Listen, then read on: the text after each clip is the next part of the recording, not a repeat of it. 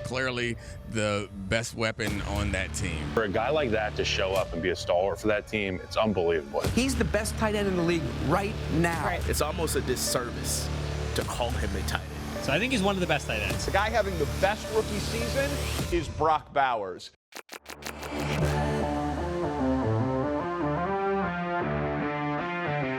Dula's in the backfield. O'Connell settles in the pocket. He climbs. He floats down the field. He's got his man at the 5. Into the end zone. Touchdown, Brock Bowers. Quick throw. He's got Bowers. Near sideline 20. Gets away. Tackler 10. Bowers into the end zone. Touchdown, Raiders. Eyes downfield. Lobs from the middle. It's caught at the 5. Brock Bowers holds it in. Throws over the middle. Bowers. Oh, my God. He snagged that out of the air with one hand. He caught a ball in the middle of the field and just took off and finished it himself. He can take it the distance. There needs to be some real consideration for what Brock Bowers is doing. He's in the running for NFL Offensive Rookie of the Year. Broken 4 different records and still has 1 more game to go. Brock Bowers is top billing. ESPN's Paul Gutierrez stops by the show to tell us why. Plus, NFL Media's Brian Baldinger breaks down why he made the Pro Bowl in year 1. And we sit down with the rookie phenom himself. It's a special edition of the Silver and Black Show starting now.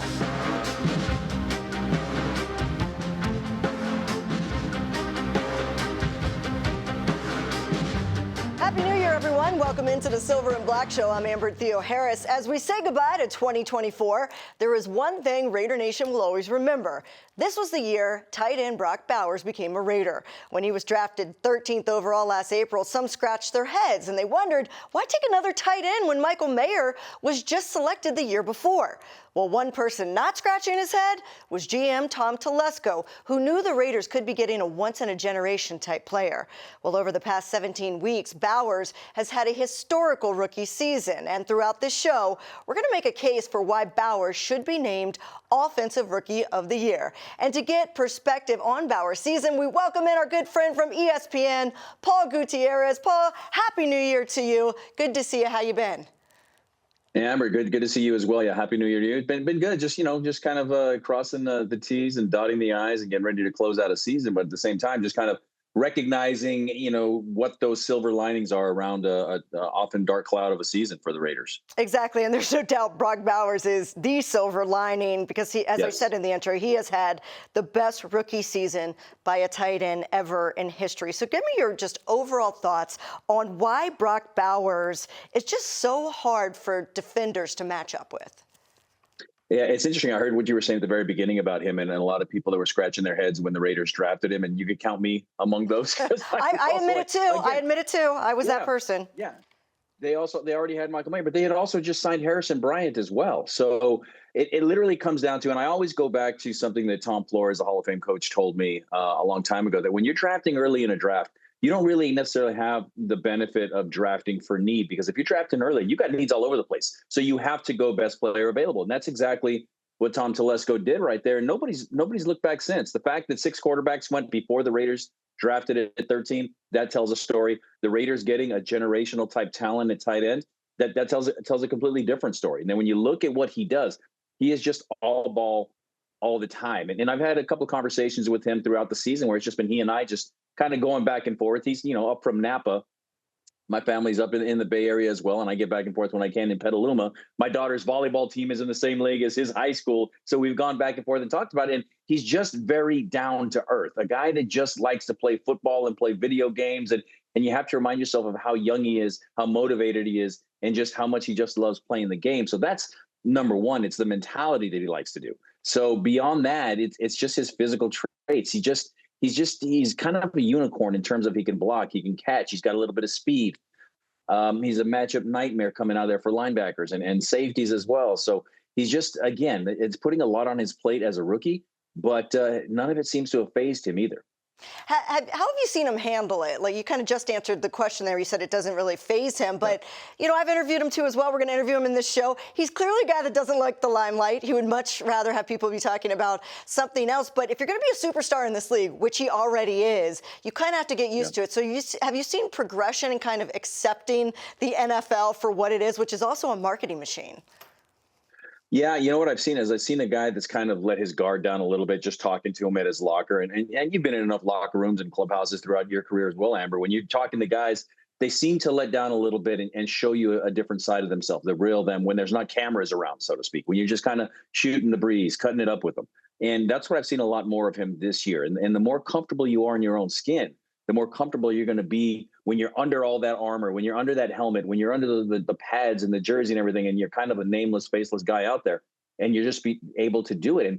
And it's rare when you don't see a rookie hit that wall. It seems like he hasn't not only has he not hit a wall, he's kind of leaped over it and kind of taken off with everything that he's done. And again, doing it with three different quarterbacks throwing him passes throughout a year. I mean, there hasn't been a lot of stability in terms of who's delivering him the ball, and yet he has just been as Devontae Adams, again, another guy that's no longer with the team. But in training camp, he was just Mr. Businessman. He was BM, businessman, because he was just all about that business. And when you see him kind of taking off now towards the end of his rookie year, at this point, these guys aren't rookies anymore, but I don't think it's any more obvious than the way that he has just taken off. And he's not only not plateaued, but again, I just keep saying, he just keeps taking off. And it's really impressive to watch. It's encouraging, that's for sure. It's undeniable that quarterbacks there's a bias towards the quarterbacks when it comes to NFL season superlatives. I'm not asking you, will Brock Bowers be Offensive Rookie of the Year? I'm asking you, should he be, in your opinion? You've covered a lot of Rookie of the Year campaigns. I would say he's definitely in the conversation. Quarterbacks, it's a quarterback-driven league. It's the most important position in all of team sports, in my opinion. And it's the hardest position, and the quarterbacks get too much of the credit when things go right, too much of the blame when things go wrong. A receiver, a tight end, a pass catcher, a running back, they can't get the ball unless a quarterback is delivering it to them. And that quarterback can't deliver it to them unless they have time from the offensive line to do it. So he's got that battle to fight there. But if you want to just look at pure numbers, look at the stats, look at the records that Brock Bowers has been setting. I mean, on Sunday, he took down 3 guys in one game, from Mike Ditka to Puka Nacua to Darren Waller. He broke all those guys. He took them all off the record books on Sunday, and he still got one game to go. Granted, a 17-game season, but that's the way the league is, and that's what these guys are paid for. And as he said, there's been a lot of ups and downs this year, but he gets paid to play football, and that's kind of his mentality all along. You know what always impressed me, because I would always say this, especially when I host fantasy shows, that don't draft rookie tight ends, because they're not going to get you any points. Rookie tight ends struggle in the NFL. They just do. It's a tough position to transition from college to the NFL, even if you come out of the SEC. What was Brock Bowers able to grasp that young tight ends typically take a couple of years to grasp in the NFL? I may be kind of jumping not the shark, but I'm kind of not losing the plot or anything here. But to me, it's kind of like this. It's like his greatest strength may also be his biggest weakness, in that he doesn't know that he's not supposed to be doing this. He's just going out there and playing. I talked to him after the game the other day, and I just dropped the numbers on him, the stats, and he's still kind of sitting there going, I never imagined I would catch as many balls as a rookie. I never imagined I'd have that much yardage pass receiving as a rookie. So it's something that he doesn't necessarily have goals. He doesn't have like a number in mind, but he just go out there and play. And when his number's called, he wants to answer it. And that, to me, again, it's all about the mindset of a young, mature player who has seen the stage, and the stage is not too big and the lights are not too bright. It's really encouraging that this is a cornerstone for this franchise going forward. You talk about his mentality. He told me, as soon as I catch a ball, I just think get vertical. It's kind of like the see ball, hit ball mentality. We were both baseball writers at one point. The guys to just make it simple. Like, I'm going to get up there, I'm going to see it, I'm going to hit it, or I'm going to catch it, and I'm just going to automatically turn upfield. He's a true yak guy in that sense. He's kind of simplified being able to turn upfield. He blows other tight ends away in the NFL when it comes to the yards after catch, as far as statistically. What makes him so dangerous once he gets the ball in his hands? Not the catch, it's after the catch. Yeah, I think it's the physicality that he plays with, but it's not only the physicality, because he is a big guy, right? Yeah, I don't know if you want to take him on if he's got a full head of steam coming at you. But at the same point, the first thing that I noticed about him way back in rookie minicamp, and they weren't going full speed by any stretch, but when he catch a ball going across the middle and he take off, I say, look at him, he glides. He's not running, he's not sprinting, he's gliding. And for a tight end to have that, you saw a little bit of that with Darren Waller, but he was a converted receiver, so he had that speed, but he was a lot bulkier too. But for such a young guy to be able to glide the way he does. And then to also, if he needs to, he'll be physical too. There was a play in New Orleans where he caught a pass across the middle and boom, there was a collision right in the middle of the field. He bounced off and then he kept going forward. He didn't bounce off and fall down and lose yards from the point of contact. He kept going forward. And to me, that's something that can't be taught. That's something that's already innate. That's something that's in you. And when I talk to him about growing up in Napa and he has that Southern drawl from being at Georgia, I'm like, did you grow up in South Napa? I mean, where's this coming from? But this is a guy that would, he went to junior high school where the Raiders used to have training camp at Redwood Middle School in Napa. And I'd asked him a couple of times about what he remembered about being it. But again, he's just so focused, so locked in. He didn't really remember. He said he thought he got Derek Carr's autograph. But again, that's just the guy he is. He's funny because, I don't know if funny is the right word, but he's unbothered by his own fame and talent, it seems like, which is probably going to be great going ahead in year 2. But I do look ahead to year 2, and you automatically think, how are defensive coordinators going to come at him now? We've already seen number 1 corners be matched up with him. How does he avoid the pitfalls? Because it's very rare we see 2 back-to-back great rookie tight ends. We saw Sam Laporta with the Lions last year. But if you look at Laporta's numbers, they're down in his second year compared to his first year. So how do you expect Brock Bowers to fare in year 2 with defensive coordinators really targeting him? Well, I guess it all depends upon who's calling the plays and who's throwing the ball too, right? There's every offseason there's going to be questions. So you go from there. But if you have a generational type talent, you find ways to get him the ball. And then there's already kind of been a blueprint written, right? We saw what Sam Laporta did last year. Okay, well, that's what not to do, I guess, if you want to continue to get those numbers. But then you also look across in the division. Okay, well, what has Kelsey done for his entire career? You look across the bay in San Francisco when the Raiders are up here. What has George Kittle done? So there's a blueprint for guys that are these kind of unicorns that can pass, run, they can pass, they can run, they can block, they can do all of those things. So the blueprint is out there, and there's no doubt that it's a copycat league. So once somebody figures out how to kind of, I don't know if you stop him so much as you contain him, you just kind of figure it out from there. And that's the beauty of the NFL, right? It's crazy when you bring up Travis Kelce and George Kittle, and I'm going to throw Mark Andrews in there, some of the greatest tight ends in the NFL. He has better numbers than them this year, and if you look at their rookie seasons, he had a better rookie season than all of them. So that's what's almost scary as you look at Travis Kelce, probably one of the greatest of all time. Brock Bowers is already off to a pretty quick start over top of him. But let me ask you a bold prediction. We haven't even said anything. There is one more game. They are playing the Chargers. Give me a bold prediction for Brock in Week 18. I'm going to say he's going to catch 10 passes. I like just because it's a nice round number. It just sounds good. And he gets up to that would put him at 118. Let's give him 12. That'll have him breaking another record. That'll have him breaking another. He needs 9 catches to break the record for Zach Ertz's record right now for the most amount of receptions by a tight end, not a rookie tight end, a tight end in history. Tight end. So, wow. I mean, a big NFL record could be on the line if he has 10 catches, and I think he could definitely do it. Paul, we appreciate you. Happy New Year to you. Thanks for giving us some perspective on the season. Same to you. I'm going to go take down some more Christmas lights. I did it yesterday. I was ahead of you. All right, coming up, stats are one thing, but the film tells the real story. NFL Media's Brian Baldinger is here with the X's and O's of Brock Bowers' game next on the Silver and Black Show. Every year, millions fly with us at Allegiant because together, we go places. We see old friends and try new things. We laugh. We really like to laugh. And reconnect. We remember. And we wander, which leads to wonder. From how we go to where we go to what we do when we get there, we go further together.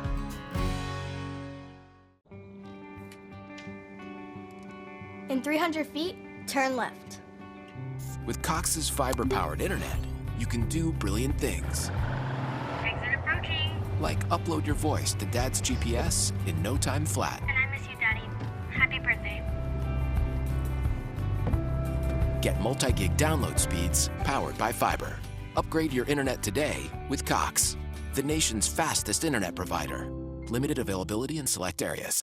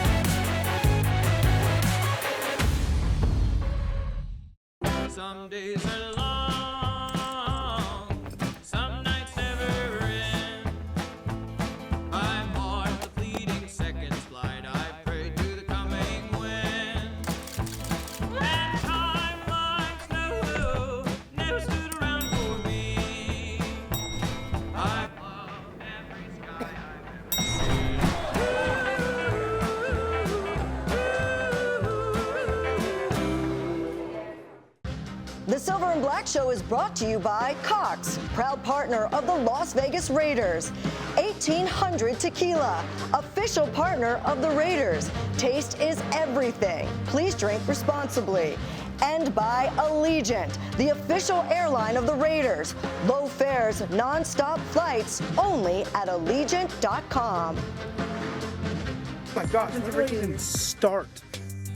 There's a lot to like about Brock Bowers. How he plays, how great of a person he is. He has an amazing family. You know, Brock's actually very funny. He makes like very small jokes with me during practice. He's actually very funny, you know what I'm saying? So I like when I talk to Brock, he responds with some sarcastic joke. My favorite thing about Brock, man, he's just a cool guy. You know, he rides his Harley into work every day. Says, hey, let's ride. I don't be seeing these one-hand catches he be having across the middle. Ain't fearing nothing across traffic like this. I just like him. He's just a nice guy. You know what I'm saying? It's his comebacks. When I talk that smack to him, he's not the best at comebacks, but it makes me laugh. Everything. Silent assassin. And he's quiet, but deadly. His one-handed catches. It always comes in the clutch, man. He's himself every day. He comes to work. Loves ball. Respect the guy. You know, that's what I gotta say about Brock Bowers. He's amazing. Definitely Offensive Rookie of the Year. Why not Brock? Brock Bowers' record-breaking season has him in the running for Offensive Rookie of the Year. To learn why Brock Bowers should be awarded the Offensive Rookie of the Year, visit Raiders.com/Brock for OROY. Welcome back as we continue to talk about Brock Bowers. It's not just about the stats, it's about the X's and O's. So we bring in our best X's and O's guy, NFL Media's Brian Baldinger, who always breaks it down for us. You can catch him on Baldy's Breakdowns over on YouTube and NFL.com. Baldy, Happy New Year to you. Thanks for joining us again. Good to see you twice in 1 year. Amber, Happy New Year to you and your family and everybody with the Raiders. And it's good to be with you. Good to see you again. Thank you. You as well. We always like to look at the actual film. I know you hate stats. You like the actual film. So first, let me ask you, though. I know you're a big historian of the game. Mike Ditka's 1961 rookie record, that stood for 63 years for the most receiving yards in a season by a rookie tight end. Put into perspective exactly what Brock Bowers has done in 2024. I did not know that stat, Amber. That catches me off guard, considering all the great tight ends that have come after Iron Mike was in this league. But what it says to me, number one, is it's a difficult transition for any tight end from college to the pros. Antonio Gates is going up, for Hall of Fame this year. I mean, he was a basketball player, converted. But I don't care if you're a basketball convert, Tony Gonzalez, Antonio Gates. I don't care what your name is. It's a difficult transition from the college game to the pro game at a lot of positions. But when you tell me that record has stood since Ditka's rookie year, then that tells me how difficult that transition is. No doubt about it. And right now, if you look, we're in Vegas. Let's talk about Vegas odds. Bowers is second, only behind Jaden Daniels as the odds-on favorite for the Offensive Rookie of the Year. If he wins, he would be only the second tight end in NFL history to win the award. Of course, the first was Ditka. So how much should voters weigh position played? Because, they love the quarterbacks. How much should they weigh position played, as well as whether the candidate's team is going to the playoffs or not when casting their vote for Rookie of the Year, in your opinion? Well, I'll be honest with you, Amber. I love Jaden Daniels. We all do. We need great young quarterbacks. He's been a star since literally week one. He's getting his team to the playoffs. They also were a moribund franchise before he got there, but they have turned things around in large part because of him. So you can say that, but at the same time, if I'm defending Brock Bowers and I'm making a pitch for Brock to be the Rookie of the Year, Offensive Rookie of the Year, I'm saying, okay, 108 catches going in to week 18 right now. Probably will have more than that, obviously, after Sunday. But I would say, look at the quarterbacks he's played with, and he has 108 catches. And I'm not here to knock Des Ridder or Aiden O'Connell or Gardner Minshew. But let's face it, if he had a top-flight quarterback throwing the ball, he probably has a lot more touchdowns than he has. He probably has more catches because he is an elite talent. And I do think you have to weigh positions and factor in that, you had 108 catches from three different quarterbacks. None of them are frontline starters. And you're still able to put up those kind of numbers. That's eye-opening to me.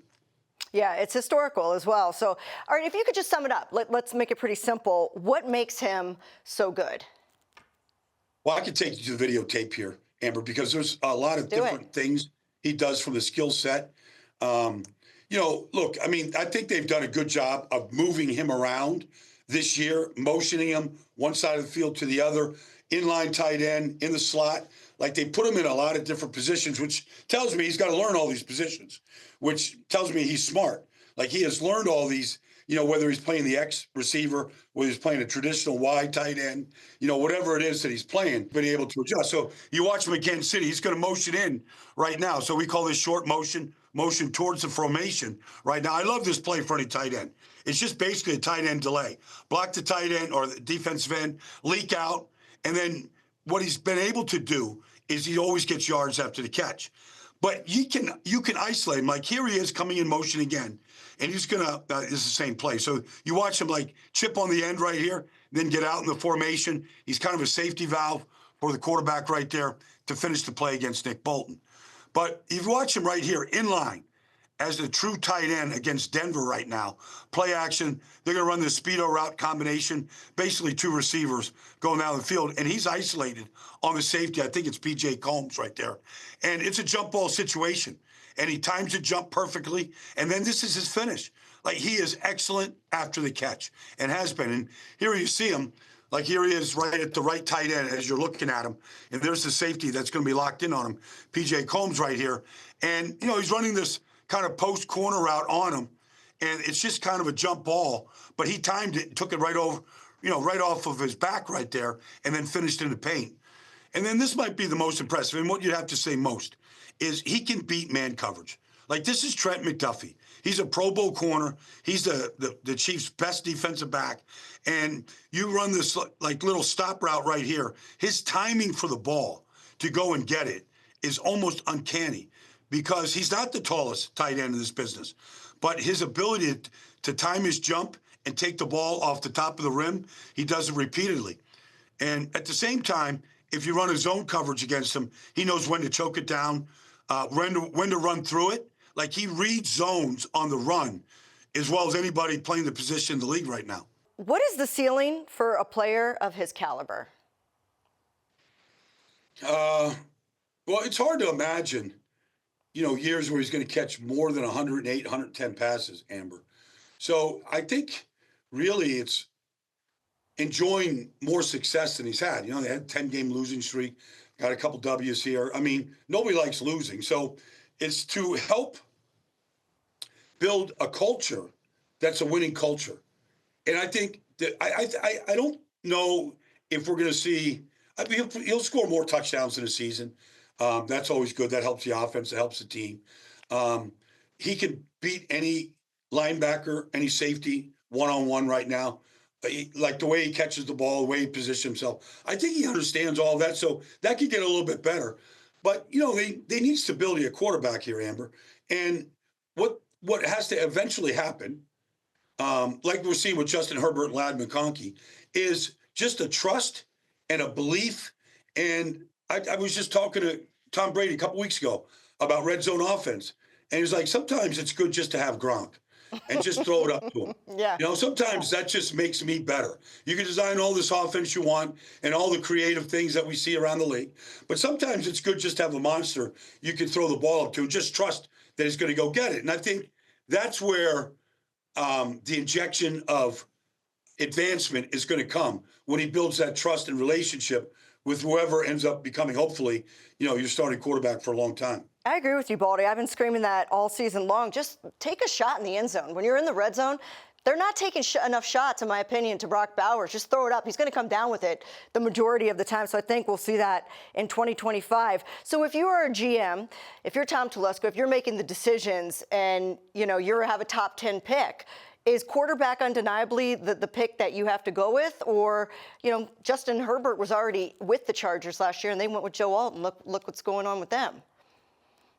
Yeah, I mean, so are you saying, okay, is Aiden O'Connell your starter going forward? If you're okay with that because there's been injuries, there's some play that isn't a standard, NFL quarterback play right now. if you want to win at that level, you've seen how few turnovers Justin Herbert has had so far this season to get this team to the playoffs. If you can't overdraft these quarterbacks, which so often happens, Amber. So I can't sit here and say, okay, Cam Ward has to be a top 10 pick and the Raiders have to take him. Bo Nix wasn't a top 10 pick, but look what Bo Nix is doing, married with, a Hall of Fame coach. The guy's been fantastic. So, and he's turned that franchise around for the first time. The Raiders need a guy that can line up for 17 games, Amber. They haven't done it since Derek Carr did it 10 years ago. And before that, they didn't do it for 12 years before, Rich Gannon did it. So they need somebody that can line up, stay healthy, and they can build with. And I don't know if that guy is on the roster right now. Let's kind of switch sides. We just saw Trent McDuffie, the Chiefs had no problem putting their best corner on Bowers. We also saw that with Denver. Pat Surtain was traveling with Bowers at some point. If you are a defensive coordinator, how do you game plan for him? Well, those are two of the best. I mean, right there. Those are two Pro Bowl corners. I just saw Pat Surtain against Jamar Chase keep him out of the end zone the other day. Like, he's an elite talent. And there's a couple of them in this league that are willing to do that. But he can beat those coverages, and he did. He beat Pat Surtain. Now you got to give him some help. If it's pure man, Amber, you got to have your man beaters up, your crossers. You got to have some bunch formations. You got to have some things that give that guy a chance. But if he's just lined up man to man, his ability to put his foot in the ground and separate, his route running, I mean, it's pretty elite going up against those guys. Now you can go two-man, and you could bracket them underneath and over the top. There's some things you could do, but the great receivers, you had one in Devontae Adams. I mean, they recognize the coverages, and then as they're either pre-snap or while they make their release off the line of scrimmage, they're identifying what's coming at them, and they have a plan to beat it. And I think that's the thing that separates Brock right now is he already looks like he's got a plan to beat what you're doing to try to take him away from that play. Well, Baldy, we appreciate your time. We know you're super busy here, Week 18, heading into the playoffs next week, but we always appreciate you coming on to break down the X's and O's for us. Amber, my pleasure. All Happy right? New Year. Good to see you, my friend. Thanks, Amber. All right, coming up, what does the Raiders tight end have to say about his record-breaking season? We're going to sit down with Brock Bowers next on the Silver and Black Show.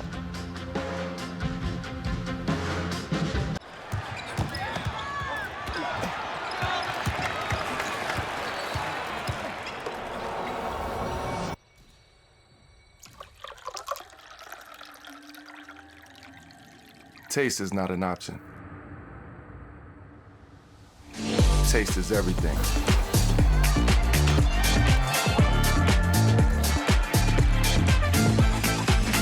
$1,800, the world's most awarded tequila. In 300 feet, turn left. With Cox's fiber-powered internet, you can do brilliant things. Exit approaching. Like upload your voice to Dad's GPS in no time flat. And I miss you, Daddy. Happy birthday. Get multi-gig download speeds powered by fiber. Upgrade your internet today with Cox, the nation's fastest internet provider. Limited availability in select areas.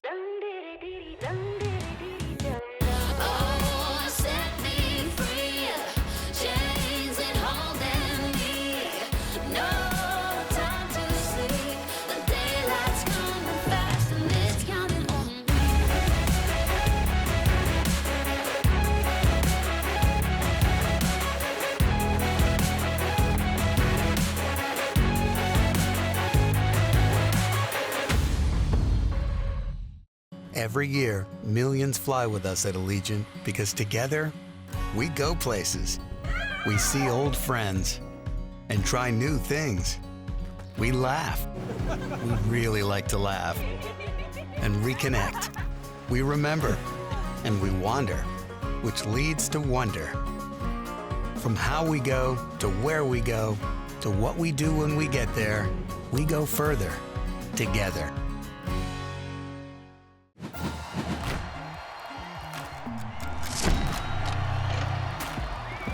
+500 yards through, 7-8 games for him as a rookie. I mean, That's damn good right there. I mean, he's one of the most accountable tight ends in the league right now. The guy in the pass game is absolutely killing it. I mean, Brock Bowers, I was a big fan of him. The guy's a winner. The guy's a playmaker. Brock Bowers just passed Jerry Rice for the most receptions by a Raider in the first 11 games of the season. He's got his man at the 5, into the end zone. Touchdown, Brock Bowers. 33 yards. Brock to his prime in the end zone. I feel like he's on track, you know, to be better than myself. Bowers jump ball at the 35. Touchdown, Raiders.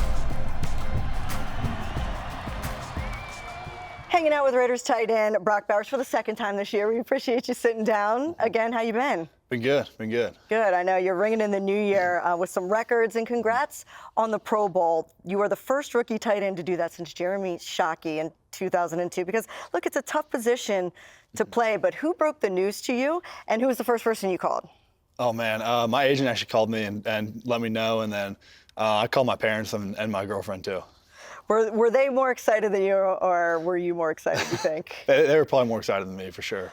Yeah, well, this time last year, I mean, you think about the year you've had. This time last year, you were just a college kid at Georgia. Mm-hmm. People don't understand how long a rookie season is, because it actually starts before your last year in college. Kind of take us through the process as you look back over this nonstop crazy year. Yeah, I mean, obviously got done with the season and then rolled right into combine training, and that one all the way up until the draft pretty much. And then, you know, you roll right into OTAs and summer workouts and right into camp. So it just kind of is a nonstop thing all year. I think back to that day. You weren't there. I was there at the draft. But the day you get the call from Tom Telesco and Antonio Pierce, draft night, they tell you you're going to be a Raider. I imagine that night you started to have goals in mind. Mm-hmm. What were some of those goals that you set for yourself that night, or at least your mentality that night? Yeah. I mean, I was I probably didn't set any goals that night, but I've been thinking about it the next couple of days, next couple of weeks. I mean, I just wanted to come in and try to positively impact the team as much as I could, and I mean, just try to play as hard as I could whenever I got out there. Was your formula just to keep it simple? Because every time anybody talks to you, it seems like you're just like, if I just play football, good things will happen. Yeah. No, I mean, I'm just focused on doing my job and doing the best I can and winning each rep. I don't know. You've won a lot of those reps. What is the number one thing that you think you've learned about what it takes to find success in the NFL? Was there something you learned along the way that you're just like, okay, I need to do more of this?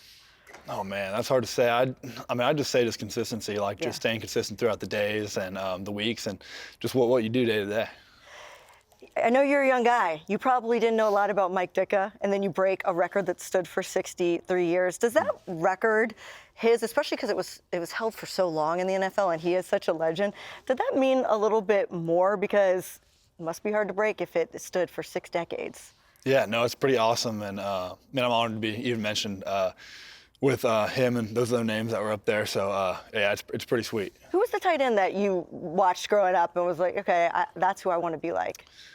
I mean, I was never going to be as big as him, but I liked watching Gronk growing up. Oh, yeah? Yeah. Was it just the way he could just win any one-on-one matchup? Do you have that mentality that 50-50 ball is not 50-50? Yeah. I mean, you got to have that mindset as a receiver. And yeah, I mean, just the way he ran, and he ran angry, and like no one could tackle him, so it was pretty cool. He definitely could not. You have a chance to win Rookie of the Year. I'm sure you've heard that news. Right now, your biggest competition is Jayden Daniels. When you look around your rookie classmates of 2024 and you see a guy like Jayden Daniels, what are your thoughts about the year that he's had? Yeah, no, I mean, he's been balling, and I mean, same with some of these other rookies. I mean, they've been having a great year. So, I mean, whatever happens, I don't have a say in it, neither does he. So we'll see what happens. Well, I think the coolest thing about what you've been able to do is that you've put up these numbers and set these records with 3 different quarterbacks. There's been a rotation. Most tight ends, it is difficult for them, young tight ends, to get comfortable with one guy. What was your method and your approach to getting used to whoever threw you the ball, I'm going to be productive? Yeah, I think a lot of it comes down to trust in the quarterback and everything like that, and them trusting you to get open and run the right route, obviously, because being a rookie, sometimes a lot of stuff is going on, and I mean, just kind of locking in and doing what I need to do. Who kind of helped you the most in this organization to really bring you along? Did you lean on a coach or a veteran player more than others? I don't know about more than I feel others, like the but I position feel like coaches everyone. don't get credit. I do. Yeah. I feel like they just don't. Yeah, I mean, he's definitely. I mean, Coach Steck has definitely been super helpful and I mean, spending extra time with me and everything. But like, I mean, all the guys in the locker room and all the coaches, they've all been just awesome and super supportive. This team is winning late in the season, stringing together a couple of wins, now even another chance against the Chargers this weekend. And you're doing it with a lot of young players. What does that say about the promising future for this franchise and this team? Yeah, I mean, it's pretty cool watching the young, all of us young guys go out there and do our thing. And yeah, I mean, it's just to feel like we're building a culture. Brock, I look forward to seeing you grow and enjoy the moment. I know that you don't like people interviewing you and getting a lot of attention, but I think this is a real opportunity to build something great here with the Raiders, and I think Raider Nation's excited to have you. Thank you, appreciate it. Coming up, they say numbers never lie, so we let the stats tell you why Brock Bowers should have a leg up on his competitor for Offensive Rookie of the Year. It's One Last Thing next on the Silver and Black Show. Some days are long, some nights never end. I'm on the fleeting seconds flight. I pray to the coming wind. And timelines never stood around for me. I love every sky I've ever seen.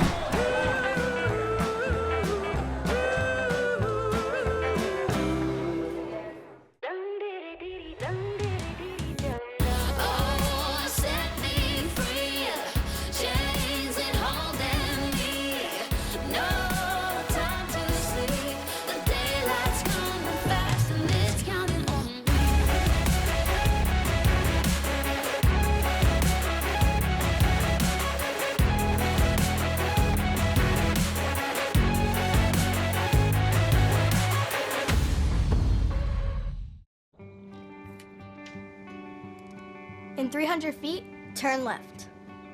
With Cox's fiber-powered internet, you can do brilliant things.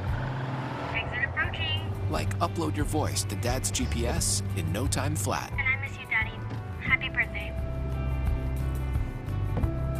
Get multi-gig download speeds powered by fiber.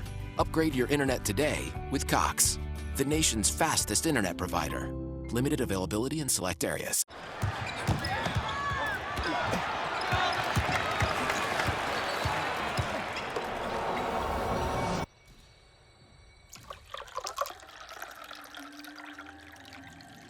Taste is not an option. Taste is everything.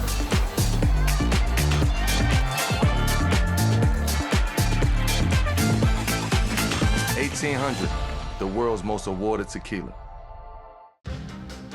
The Silver and Black Show has been brought to you by Cox, proud partner of the Las Vegas Raiders, Ticketmaster, the official ticket marketplace of the Las Vegas Raiders and the NFL, and by Allegiant, the official airline of the Raiders. Low fares, non-stop flights, only at Allegiant.com.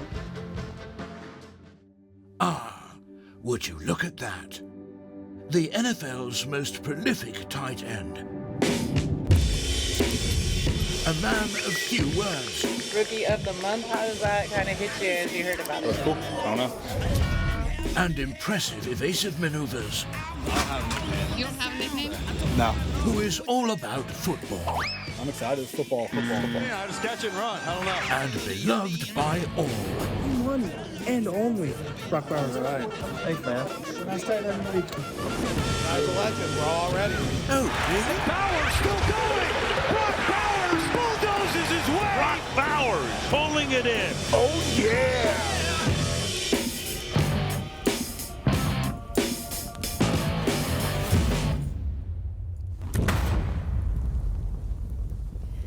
Time now for One Last Thing. Coach Antonio Pierce was asked to make a case for Brock Bowers for Rookie of the Year. His response was pretty simple. Just look at the records and look at the stats. Okay, let's do that. We mentioned earlier in the show, Washington's Jayden Daniels is Bowers' biggest competition for Offensive Rookie of the Year. And while Daniels has had a great year, we acknowledge that, he statistically is the 14th best QB in the NFL this year, according to passing yards. He's the 8th best quarterback this year in touchdowns. In fact, his highest ranking in a major offensive category is 6th, and that's for completion percentage. So yes, quarterbacks get all the love when it comes to awards, and yes, the Commanders are in the playoffs. But perhaps voters should consider this. Bowers is the best tight end in all of football. He's #1 in receiving yards as well as receptions, yards after catch, and targets. And take a look at this. He's only 9 catches away from having more receptions in one season than any tight end, rookie or veteran, in NFL history. So shouldn't having the best rookie season ever at your position outweigh whether your team went to the playoffs? Rookie of the Year is an individual award. So listen, to those who have faced Bowers, they know exactly what he does is special. He's one of a kind. It's somebody that can, he's doing a good job in the run game, blocking. And then he's doing a good job of, playing receiver when he wants to play receiver. He's just done a really good job of coming in and putting his mark, on the league. Really talented player and all, and he's a good blocker too. Like he gets him, and he'll turn a guy and they'll get some runs behind him. So, he's playing really good football. You see how they made it a point of emphasis to give him the ball in any spot, any position. They even got him at X backside, at his tight end spot at the Z. So he's playing all positions, and they utilize him very well. Kind of a complete tight end, can run the full route tree. He's explosive, got great yards after the catch, great route running ability, fast, in and out of breaks, can block as well. And so he's kind of the complete package for him. The 2024 Offensive Rookie of the Year will be announced at NFL Honors the Thursday before the Super Bowl next month. And if Bowers' name is called, it will be a much-deserved honor. And if it's not, Bowers' 2024 season will still go down in NFL history as the greatest rookie tight end campaign of all time. That'll do it for us. We'll see you for the season finale against the Chargers this Sunday, 1:25 p.m. kickoff from Allegiant. Let's close it out in style, Raider Nation. We're going to see you out there.